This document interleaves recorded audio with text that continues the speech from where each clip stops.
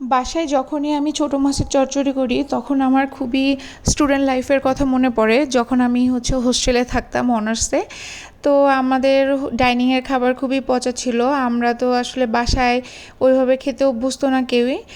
তো আমরা করতাম যে বাজার থেকে এরকম করে ছোটো মাছ কিনে নিয়ে আসতাম, এরপরে রুমের সবাই মিলে রান্না করে খেতাম এবং ওই দিনের খাবার খুবই মজা লাগতো। তো এখনও আমার এই রান্নাটা খুবই পছন্দ। এই তরকারি পেলে আমার আসলে অন্য কোনো কিছু লাগে না এরকম।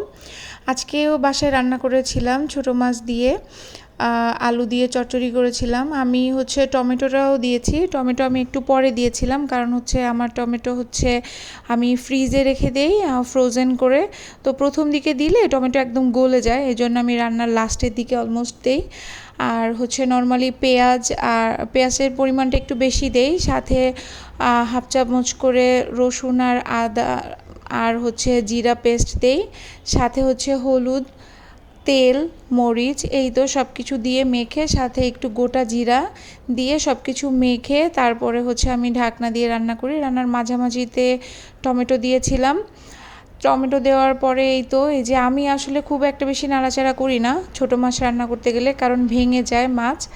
তারপরে এই যে কিছুক্ষণ পরে আসলে রেডি হয়ে গেছে ছোটো মাছের চচ্চড়ি, এবং মাশাআল্লাহ আজকের তরকারিটা খেতে খুবই মজা হয়েছিল।